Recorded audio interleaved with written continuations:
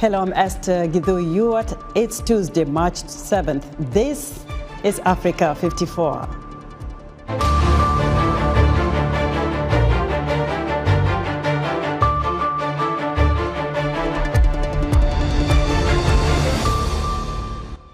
Atiku Abubakar, the presidential candidate for Nigeria's main opposition party, leads demonstrations against last month's disputed election. M23 rebels clash with Democratic Republic of Congo troops despite ceasefire agreement scheduled to take effect Tuesday. And rising filmmakers receive training at the Pan-African Film and Television Festival in Burkina Faso. All that and much more coming up on today's Africa 54.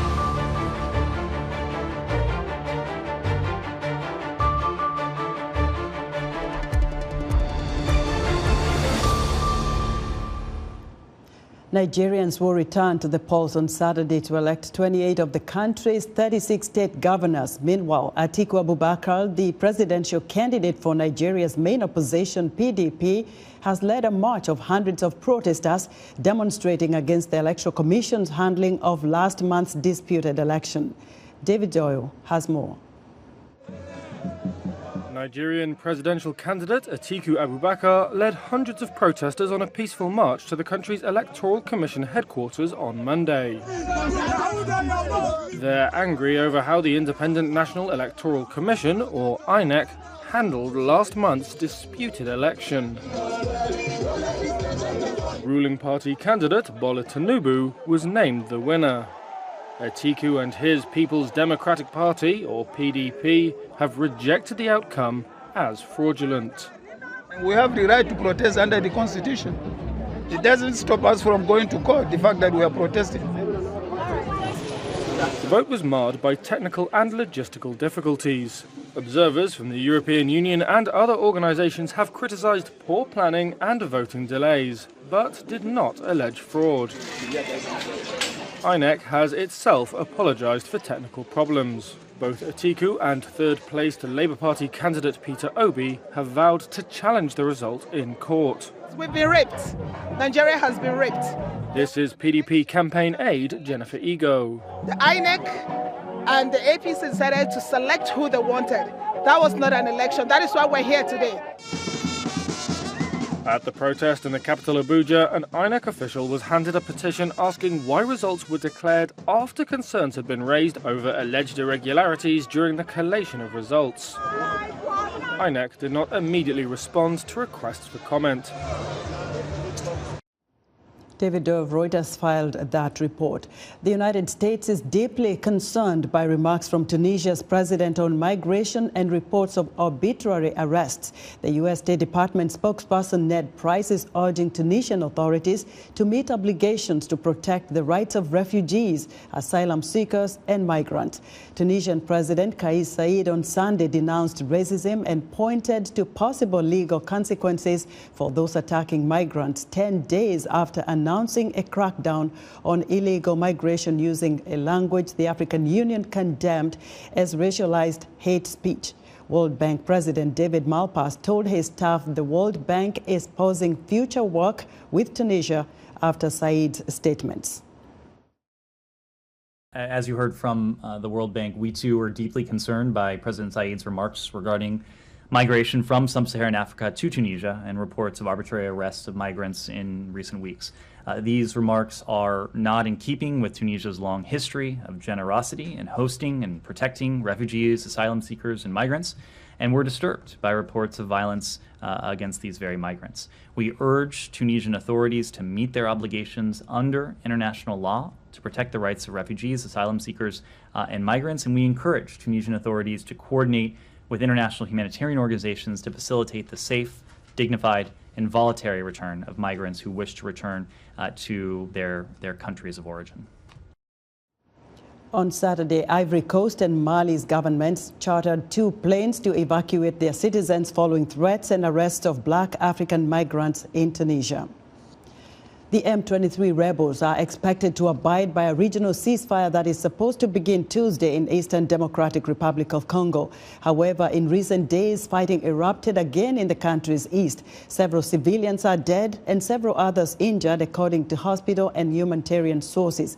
VOA's Paul Ndiho has more. M23 rebels clashed with Congolese soldiers on two fronts in eastern DRC on Tuesday, despite a regional ceasefire deal due to take effect today.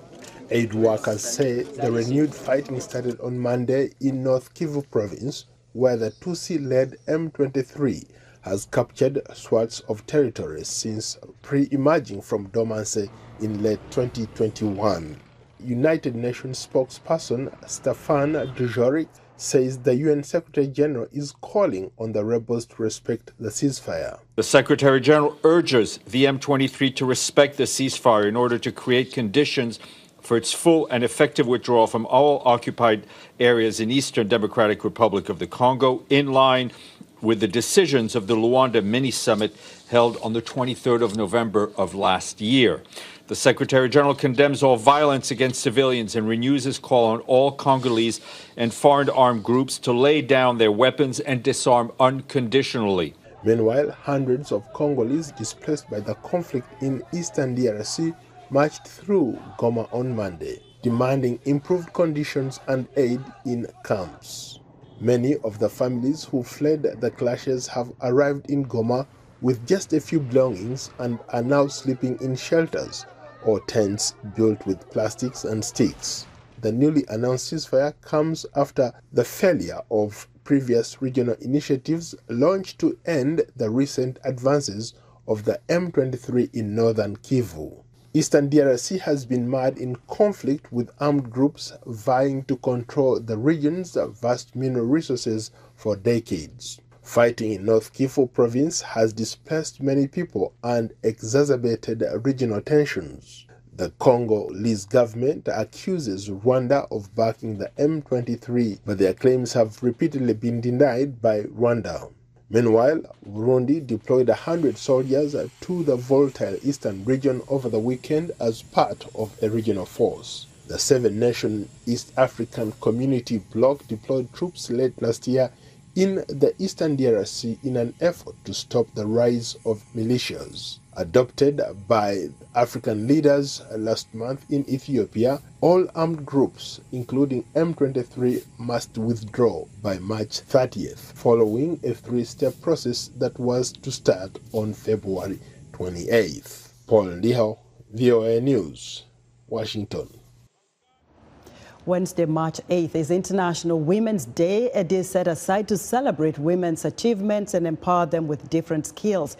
The 2023 International Women's Day theme is Digit All. That calls for educating women and girls with technological skills.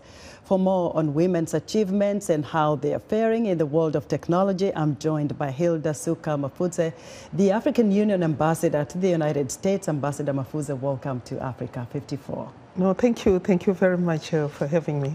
This is an interesting theme this year where, they're calling for innovation, digital technology, gender equality. But can Africa really make this a reality in this century, given that we have places, so many of them in the continent, that don't even have electricity?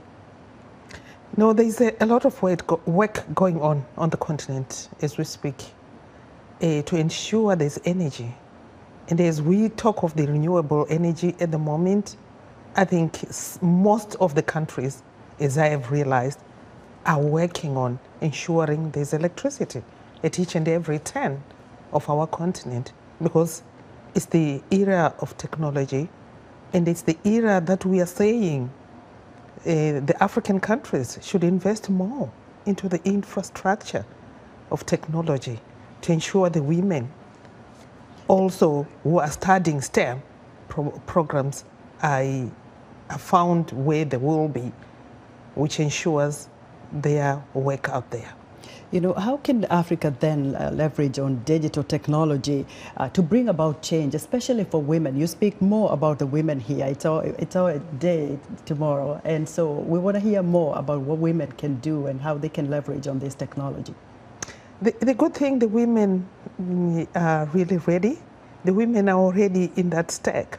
They are already demanding to saying this is the digital era, and what exactly has to be done for us is we have to be found fitting into this era of technology.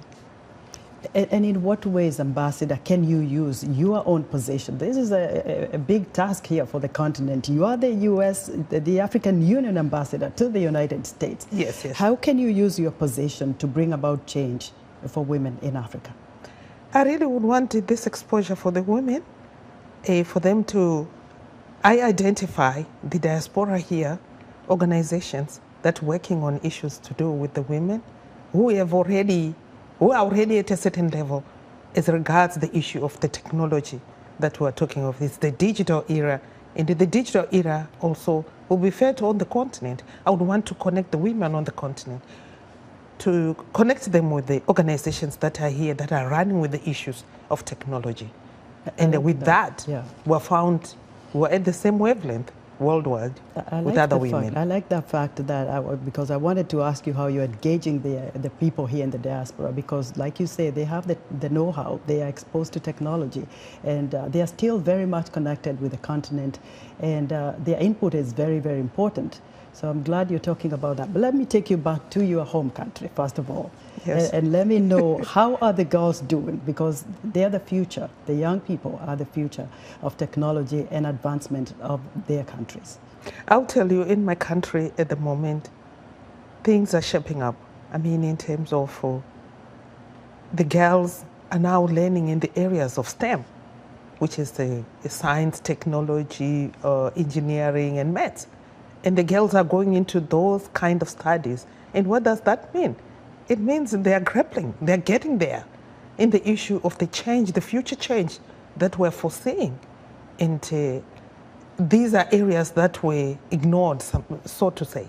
But with the women now coming to the fore and the recognition of the women today, the women are taking that with the strength that they have to say, we are going to work on the STEM, and so that we can fit into the world, which is the future change that we're saying will come through the women. Ambassador, and I think this is not only in Harare, where, because most cities have electricity, but also in the rural areas. But I want to know if you have a personal goal that you want to achieve for the continent while you're still the African Union ambassador to the United States. The good thing with the strategy that I would want to put in place is African Union has come up with the Gateway Project. This is a document which was put in place in 2018, and it's going to run for 10 years, up to 2028. And this one allows the women to be included in areas of financial, let's talk of banks. Let me give you an example of banks. That a woman walks into the bank and is told you have no collateral security.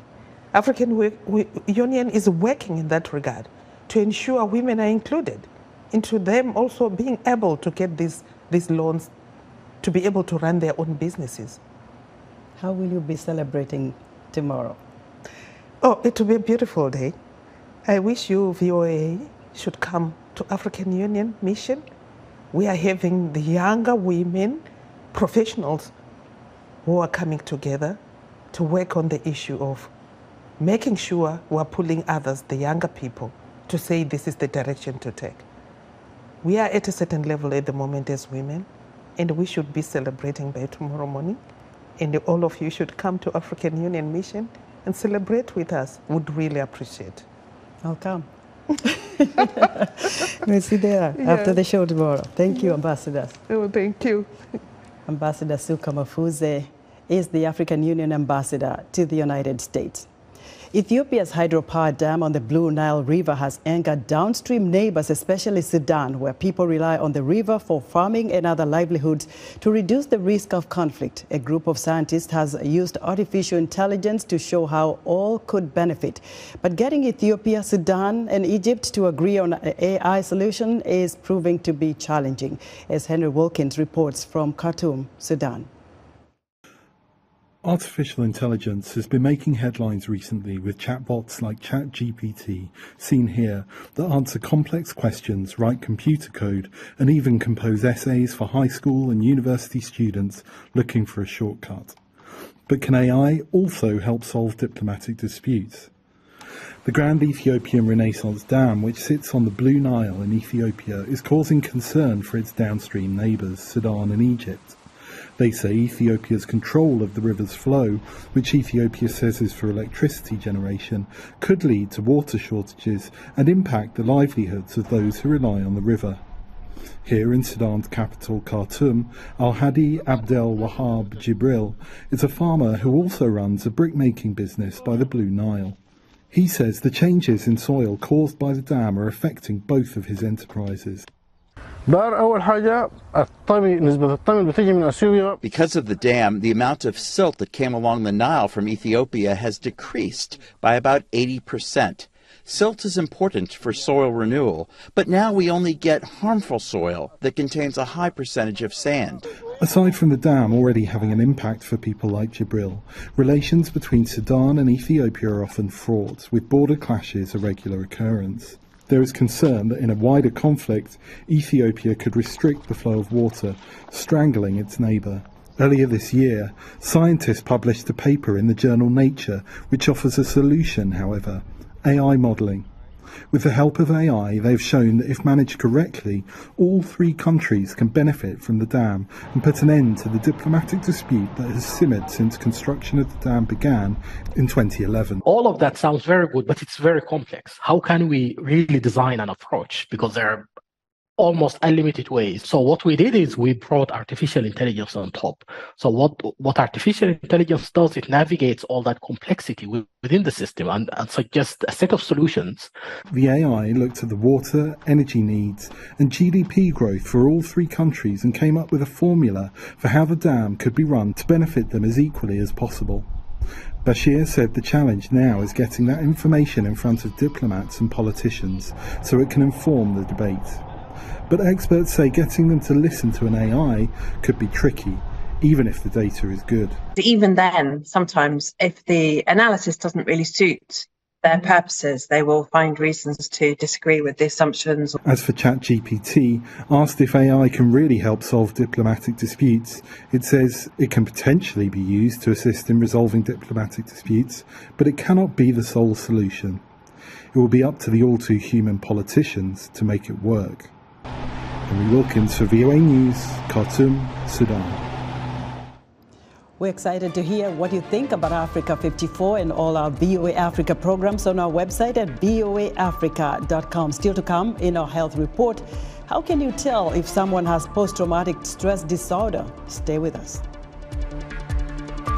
On the next Straight Talk Africa, we'll look at online violence against women.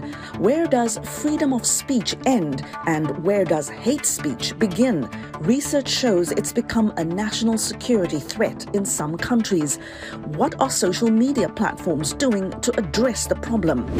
Wednesday is International Women's Day, and I'll have a special interview with international model and philanthropist Noella Kosaris Musunka about her work educating girls in the Democratic Republic of Congo. Join me, Heidi Adams, on the next Straight Talk Africa.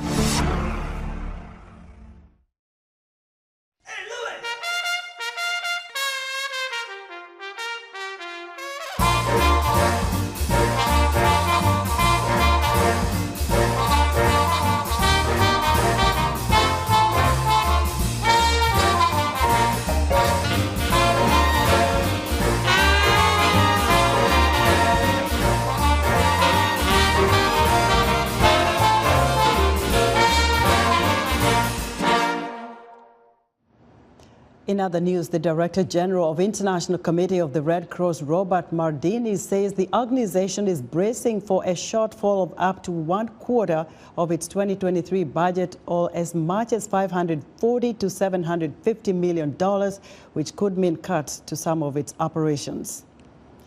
The United Nations Children's Agency says malnutrition is leaving children in Malawi vulnerable to the country's worst ever cholera outbreak. The agency is appealing for more than $50 million to help combat the spread. UNICEF estimates that 4.8 million children, 1 in 2 in the Southeast African nation, need humanitarian aid. And South Africa's economy shrunk by 1.3% in the final 3 months of 2022 to return below pre-COVID pandemic levels as record power shortages hit activity, according to official data. Analysts had predicted a 0.4% contraction in the October-December period, so the released GDP figure exceeds forecasts. The 2023 edition of the Pan-African Film and Television Festival of Ouagadougou, or Fespaco, was held recently in Burkina Faso. Rising filmmakers received training at the event. VOA correspondents Thierry Kaore and Yakuba Wedaraogo have the story narrated by Salem Solomon. It's graduation day for students at the Higher Institute of Image and Sound, or ISIS. 14 students received their diplomas in different film courses. Among them is Chadian Terbole Nekwanoji Eve Noeli. She's specializing in photography, among other things, and says she is prepared to make her mark in a field dominated by men. I have the technique. I took the video shots. I know that being a woman makes it even more difficult because, still today, this job is considered to be a man's job. In addition to such challenges, Noeli will have to face another reality, finding a job in a field where film production is increasingly declining. Salam Zampaligre, a director who's part of the film school, knew the road would be difficult when he graduated in 2011. La production elle est très lente en Afrique et particulièrement au Burkina Faso. Production is very slow in Africa, and particularly in Burkina Faso. It was, therefore, difficult to work on projects with older directors and get experience. I, in particular, had the chance after 3 years to have worked for a studio called Same Film on a feature film. I was lucky enough to be the director of this feature film, The Republic of the Corrupt. After that, it allowed me to become part of the industry.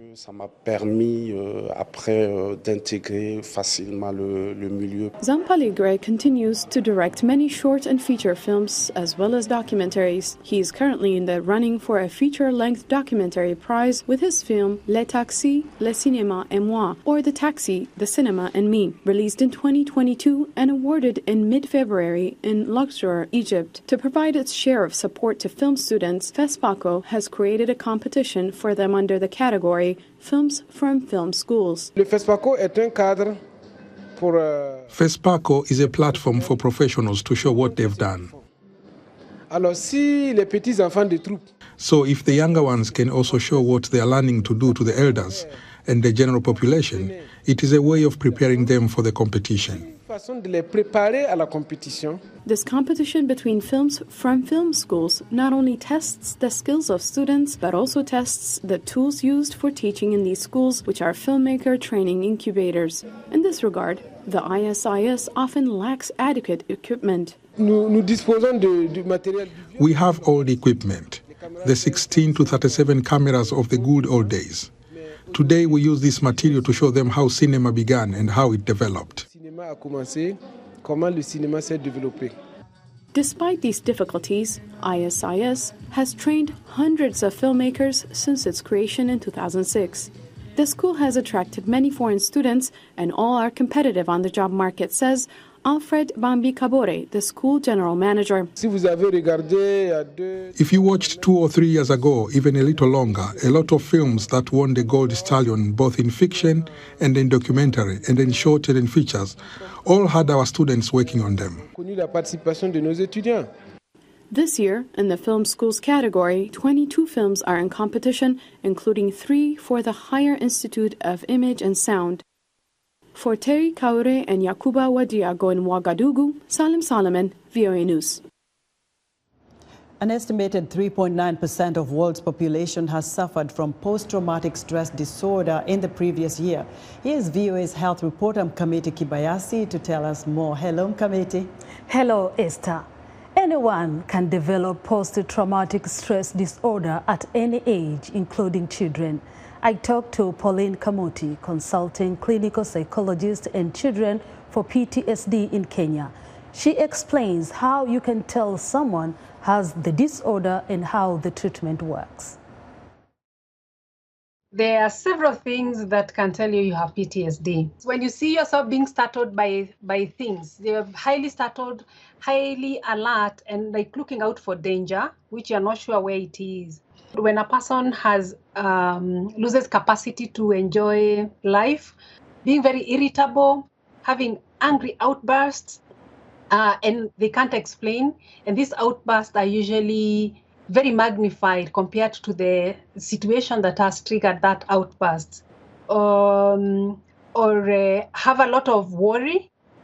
And then in children, you see other things. For example, apart from worry, you see regression, and they'll start either bedwetting or they start losing things in school. They may also have physical symptoms. Children will have physical symptoms, like psychosomatic symptoms. Usually when the doctor checks, there is nothing you can say is physically wrong with the child. You see these symptoms because there are triggers around. Something triggers that memory, so the person is reliving that. The most effective way of treating PTSD in children is going multidisciplinary, meaning working with different people, working with the family, the child, the family, and other involved people like the school and the teachers, so that they're psychoeducated in understanding trauma and how the child responds to trauma, so that you're able to help the child in a very, you'd say, a comprehensive way. If the child is still being exposed to trauma, in that case, it is very difficult to treat that child. So it is important to ensure